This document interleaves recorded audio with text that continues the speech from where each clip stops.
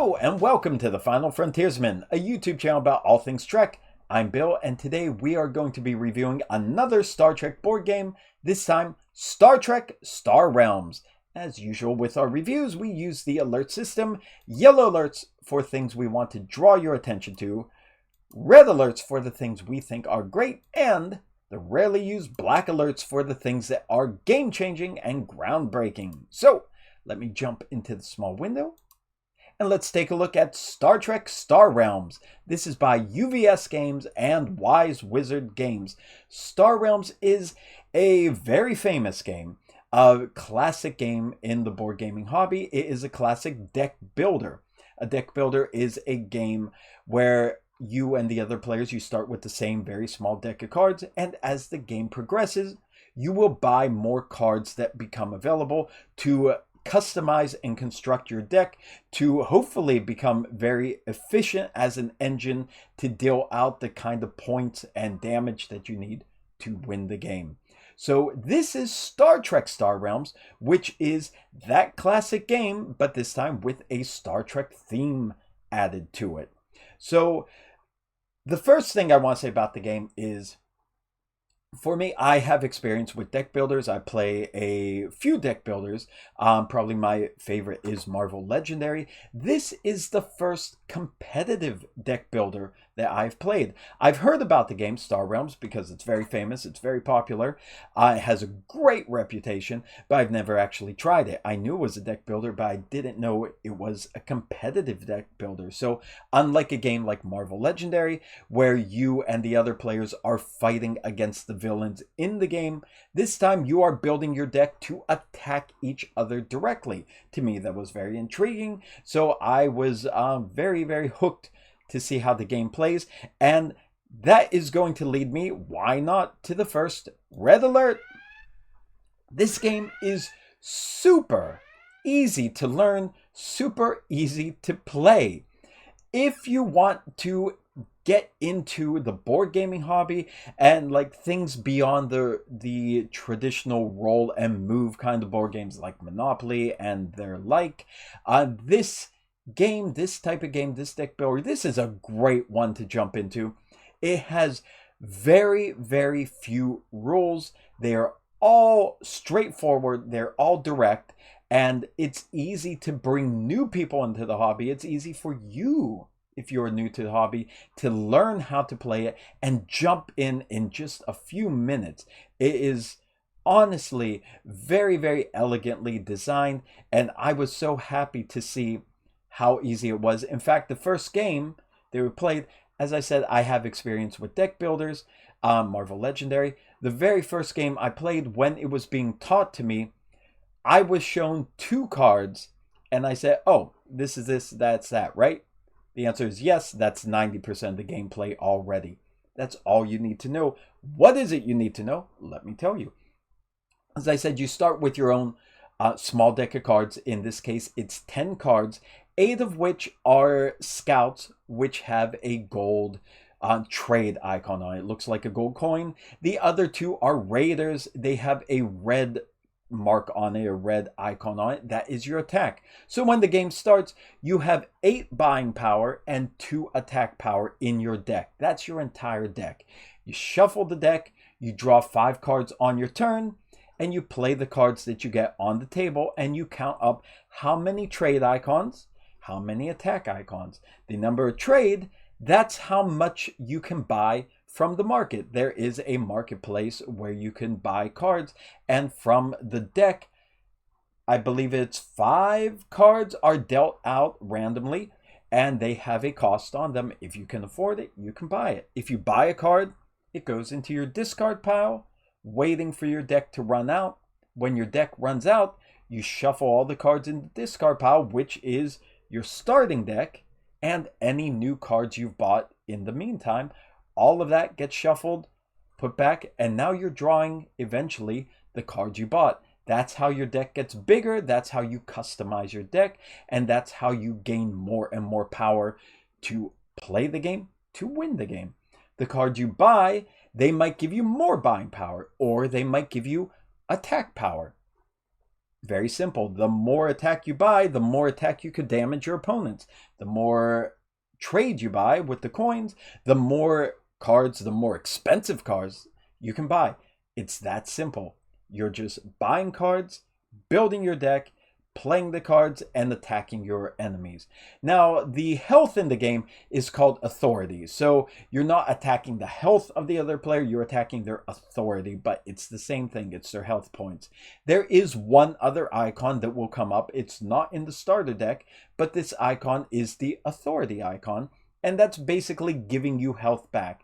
So if I buy a card that has a 4 authority on it, when that card eventually cycles back into my hand and I play it, I will gain 4 points of health or 4 authority. So drawing cards, buying cards, playing cards, total up all the trade value you get. That's how much you can buy if you so choose. Total up all the attack power you get. That's how much you can attack your enemies. And total up all the authority that you play. That's how much health you get back, how much authority you get back. That's the game. That's all there is to it. It's give and take. Buying something to make your deck stronger, attacking the opponent, and then trying to regain your health. Now, there are only 2 types of cards, technically 3. There's only 2 types of cards in the game. There are ships, and ships are the ones that are going to pretty much be doing everything for you. They have either the trade value, they have attack value, they have authority value, or they have combinations of them. And sometimes some of the more powerful cards even have abilities on them, which it will explain what they do, something special in addition to attacking, buying, or restoring your health. That's all it is. The other type of cards are locations. You have bases, which have a gray health icon on them, and you have outposts, which have a red icon on them. So what happens when you play a location? Unlike a starship, it stays in play. It stays in front of you. The other cards, the starships, you play them, you gain their ability, you use them, your turn's over, you discard them along with any cards you have bought in that round. Locations, however, they stay on the board. What that means is every round that you get when it comes back to your turn, those locations are still there. So whatever benefit they grant you, they are granting you that benefit every turn. So if you have one location out, it's similar to having now a 6 card hand instead of the 5 cards that you normally draw because you have that one location out there. If you have 2 locations out, now it's like having a 7 hand card. 7 card hand, excuse me. So you are getting constantly whatever that ability is. Now a good thing about that is that since it stays out there, the opponent has to directly attack that location in order to destroy it. So the base will have the gray health icon. If they attack it, they need to hit it with exactly that much damage in one turn. The damage doesn't persist. So if I have a 3 health base, but the opponent can only do 2 damage, they can't destroy the base, so they can't put damage on the base. They will just throw it to me directly on my authority. What that means is if they can't destroy it, it stays there, and every turn, every one of my turns, I'm getting that ability, I'm getting that power. Now, the third type, which is still location, but it's a different category, the ones with the red defense icon, that's your outpost. And what those do, same thing as the base, but the red icon means they cannot attack me. My opponent cannot attack me directly or any of my other locations until they destroy that red shielded outpost. That is one of the strongest types of cards in the game. It's basically a shield you're putting up, a defense, something that is going to protect you while you keep building and attacking and doing your thing. Same as the bases, the outpost can be attacked directly by your opponent, but they have to hit its defense value exactly in one turn. No persistent damage. And that's it. That's the game. There's, as I said, some of the cards have other abilities that they do when you play, but there is one other ability that sometimes is represented by an icon. It's called the scrap ability. And what scrapping is, You take your card, and instead of discarding it, you put it in the scrap in the center of the table, which is out of play. You remove the card from the game. Why would you do this? Why would you want to do this?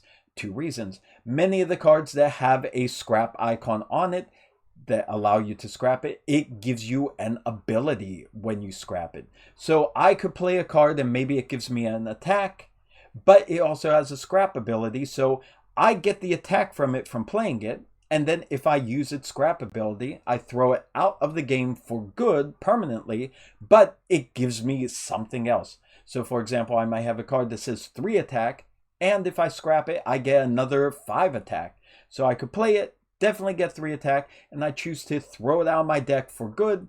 That's another 5 attack, so that's 8 attack right there from that one card. That's really good. Now, the other reason why you would want to scrap a card, and this is good strategy if you're going into a deck builder, basically any kind of deck builder, and you want some strategy, scrapping a card is good because if you have the ability to scrap a weak card, that thins out your deck.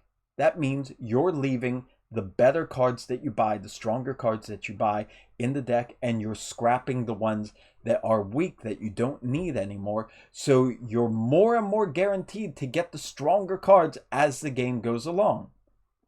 It's often overlooked by new players because they think, oh, I just want to keep amassing cards. I want to keep building, so I could attack, do more. But remember, you're only drawing 5 cards. And if you still have all 10 of your weak starting cards in there, that's not going to get you too far. That's where scrapping is good. But you need cards which allow you to scrap. You can't just scrap on your own. And that's it. That's the game. That is how you play the game. It is that simple. You play cards, you buy cards, you attack, you get back health if you can, bases to defend you, or to give you some persistent abilities. It doesn't get simpler than that. It's really fun. It's really direct, and it plays fast generally. Your first few games might be slow because people are new and trying to learn what all the icons mean. There's only 4 really, and just trying to get the hang of how to play it and reading what each card does. But the more you play, the faster it gets.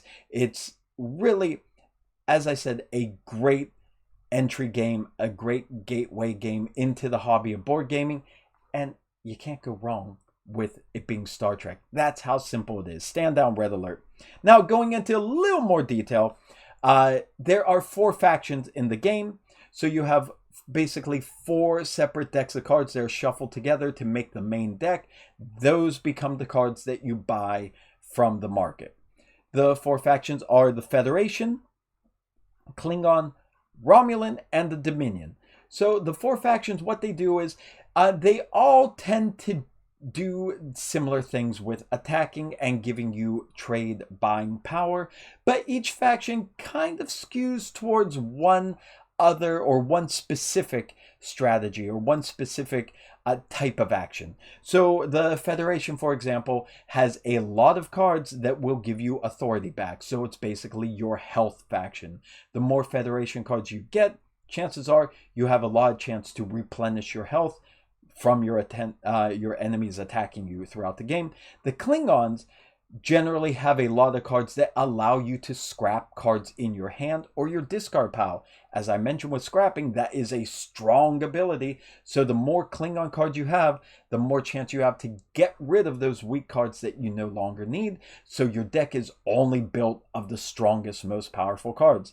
Speaking of which, Romulans, they have a lot of heavy hitting, high power attack cards in their deck, but they also tend to have a lot more card draw abilities. So you're drawing 5 cards in turn, but a lot of times the Romulans will allow you to draw a 6th card or a 7th card, 8th card, depending on how many you can trigger.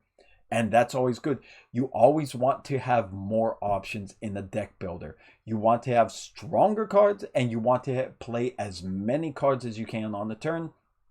Romulans are great for this. And the final one, Dominion, they are insidious. The ability they lean towards is forcing your opponent to discard cards.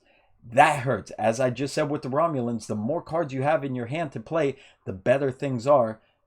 Reverse of that, the fewer cards you have in your hand, the worse off you are. And if you're only drawing 5 cards and your opponent has Dominion and they make you discard 2 cards, 3 cards in their turn, by the time it gets to your turn, you only got 2 cards to play.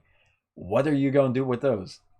That is terrifying. So those are the 4 factions. They're mixed up, they're dealt randomly, and then you buy the cards you want to try to construct your deck, build your deck as the game played.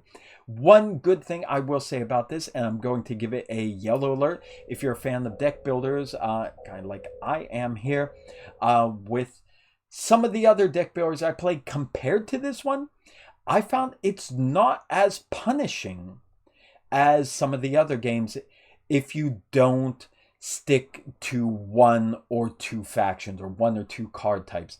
In this game, I found that in the games I played, if I had a mix of, okay, I'll get some Romulan cards, some Federation cards, some Klingon cards, I have a mix of all the factions there, just a random mix, I was still dealing a lot of damage and getting some bonuses on every turn, even with that mix. So I found this, as I said, a great entryway game because it's not so punishing. It allows you to explore, it allows you to experiment and buy cards you like. If you can afford it and it's a card that you think is good for you, you should go for it. Other games, other deck builders I have, generally once you start buying from one faction or one group of cards, you want to stick to that, maybe 1 or 2 of them, so they could combo off of each other and make it stronger. If you start taking from other factions, that normally waters it down. Not so much the case here. Yes, to a degree, but nowhere near like the other cards I played. Now, stand down, yellow alert. What do I mean about combos? That is one other small thing that you might find on the cards. Each faction will have a faction symbol. Some of the cards in the faction will have that symbol with another ability, like maybe more attack, maybe more trade power, maybe more health, or a special ability. That is called an ally ability, and that is triggered extremely easy. If you play a card, it will always have an ability that it does constantly, but if it has an ally ability with that icon, so Federation card will have Federation icon.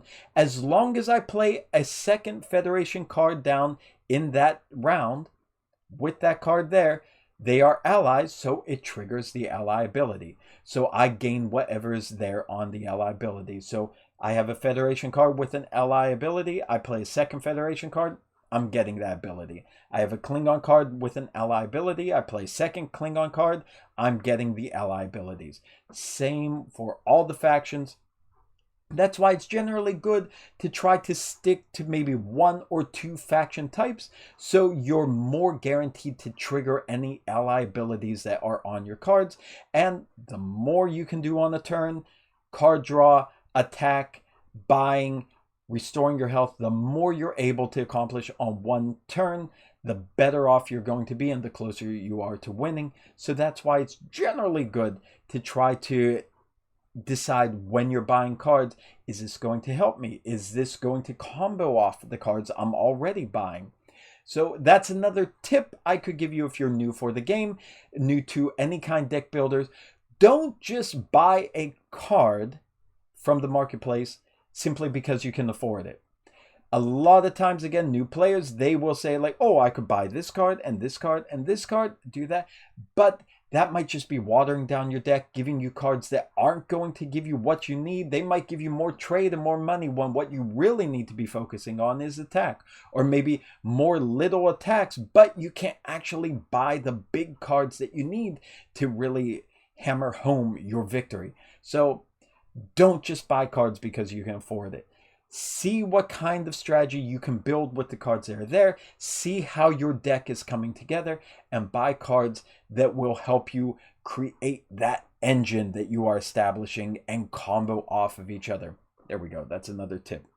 Since I'm done explaining it, I could just jump back into the large video. Hey, welcome back. So, good points. The good points about the game is, of course, it is so easy to play. This is where I was going to give the red alert originally, but might as well do it in the beginning. It's super easy to play. So, that is a selling point right away. But another point, I am going to give this a yellow alert the art, the images. I found this very interesting because, first of all, it uses screen caps from the various Star Trek TV series. I believe exclusively. I could be wrong. Um, Next Generation. No, I do believe there are some original series Romulan ships in there, but it uses screen caps from the TV series for the game. Now, why this is a yellow alert? Two reasons. It's both good and bad. First, I know a lot of people don't really like screen caps used as art in board games and card games, so this might be off-putting to some people.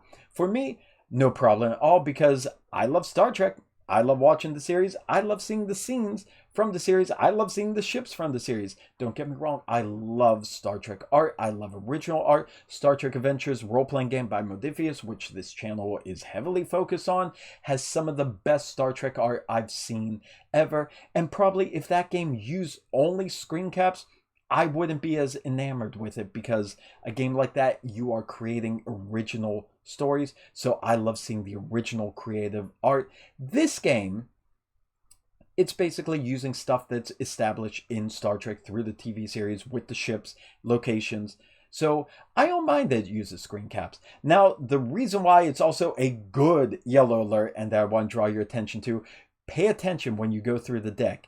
Now, there are, like a lot of deck builders, there are a lot of common cards or uncommon cards. It doesn't really call it that here, but you might have 3 cards that are very low level. They all do exactly the same thing. They are the same 3 common cards. But what this game does, which I love, it will use, I should say, 3 different ships from the TV series as the art for it, and 3 different names, the names of those ships. Even though it's the exact same card mechanically, those are the 3 common cards of the Romulan deck. Those are 3 common cards of the Federation deck.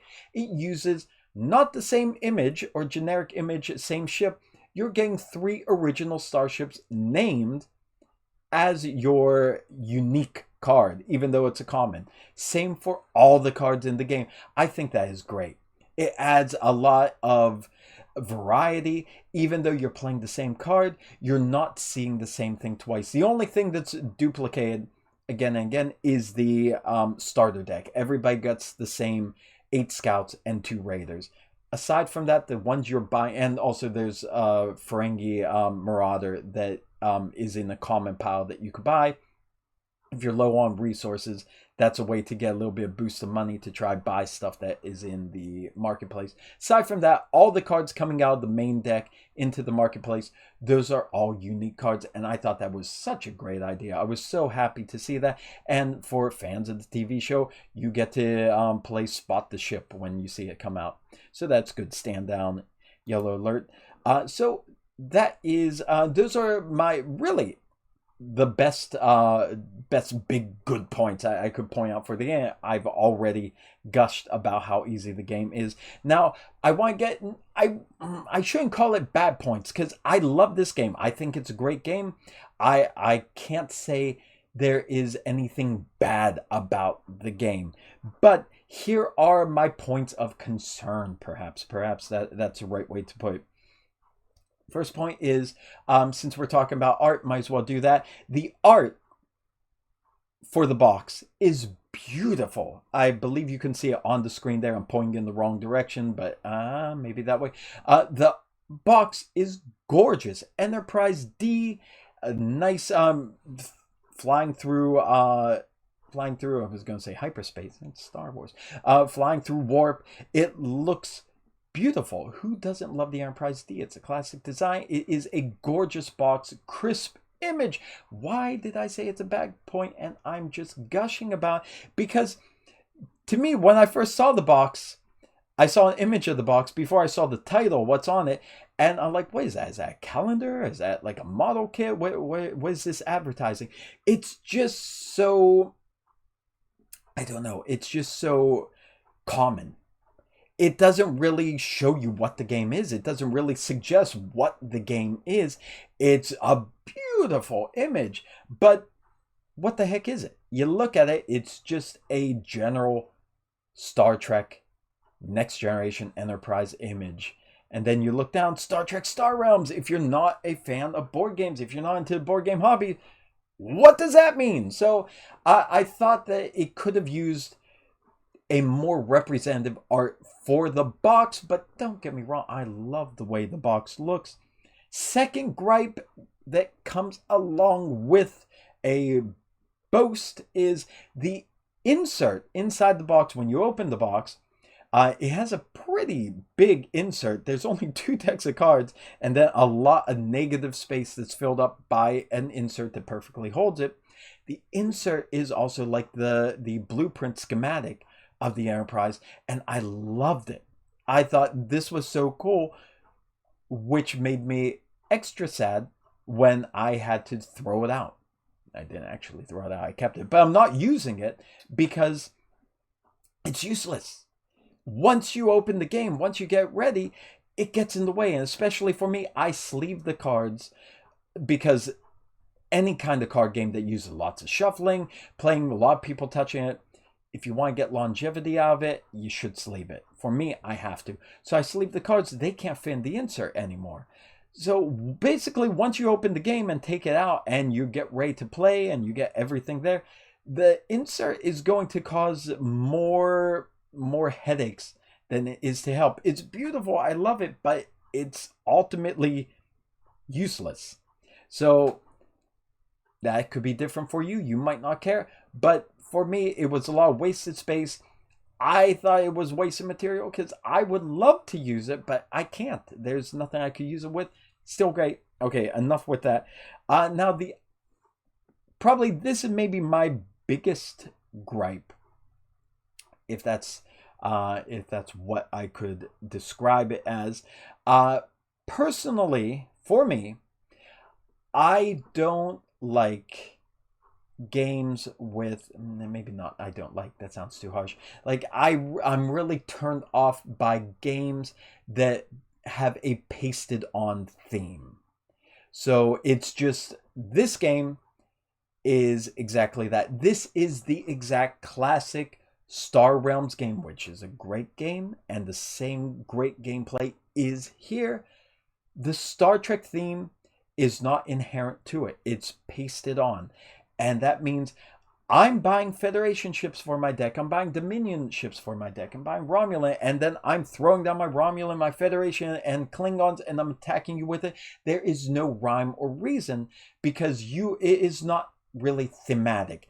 The theme of Star Trek is pasted on. And I say I don't like that, and if you looked at my buying habits, you would not believe me because most of the games I buy have pasted on themes, and I still enjoy them, and I love this game. I enjoy it, but the first time I heard of it, when I looked it up to see, okay, what is Star Trek Star Realms, my first thought was pass, because I thought there's no theme, there's no, as I said, no rhyme or reason. You're just mashing all the cards together and throwing them willy-nilly at everyone. Fortunately, the gameplay is so darn fun that once I got into my first round, I thought, yeah, you know what? This is an instant buy. I was probably 5 minutes into the game before I decided in my head I am going to buy my own copy. So yes, it's a pasted on theme. It is not inherently Star Trek, but it is a classic, tried and true, well-regarded game. Now, with a Star Trek visual upgrade added onto it instead of a generic third-party original sci-fi setting. So for that, as a Star Trek fan, as a Trekkie, much like Star Trek Catan, this is the version I want to play because I love Star Trek. But unlike Star Trek Catan, it doesn't add anything unique, anything new. This is the original game, which leads to the final, negative point for this. If you already have Star Realms, if you already have the original Star Realms, you really, unless you want the Star Trek theme, there's really no reason to get this game. I would get, personally, if I had Star Realms, I would probably buy this and give up my original Star Realms, because I believe the original, in the, at least the small deck, is 2 players only. This is 4 players straight out of the box, and that's a good thing. But I love the theme.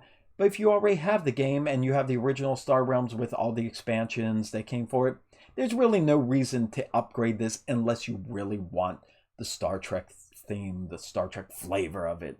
But otherwise, yeah, that's it. So it's a Pixabay theme.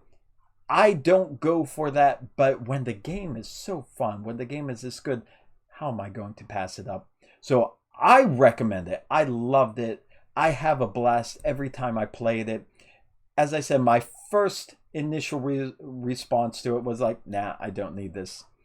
Playing it convinced me otherwise. Even though I do have a lot of other deck builders, those are all cooperative, so this fills a nice little spot in my collection that is not represented by anything else. A competitive deck builder. I like the visuals. Might not be for some people, but I played it recently. Group of 4, free for all. It was one guy who is a big fan of Star Trek and a probably mid-level board gamer. Another guy who I would say is a maybe upper mid-level board gamer, but 0 Star Trek. And the third guy, he likes Star Trek and he'll play games, but he doesn't really get into games like this, and he's not really like Trekkie on Star Trek. He enjoys it for what it is. He'll play a game for what it is, but he's not a big fan either. So it was a mix of opinions, but what everyone thought was the game was super easy to pick up and it was a lot of fun. All 3 of them want to play it again. All 3 of them had a blast, and they all learned very quickly how to play the game. We had a good time. So I can't recommend this highly enough. It's pretty cheap, it's affordable, easy to play, great way to introduce new people into the game. By now I'm just repeating myself again and again, but great game, Star Trek Star Realms. If you haven't played it, check it out. If you have played it, tell me what you think about it. Is there anything that conflicts with my opinion or anything I may have missed, please, by all means, let me know down in the comments. I'd love to talk with you about it. But that's it for today's episode. Thank you as always for watching, and stay tuned for what's coming in the future. So until next time, everyone, stay safe out there, my friends. It's getting more and more dangerous these days, but do your best, stay safe out there, live long and prosper. Peace and long life. See you.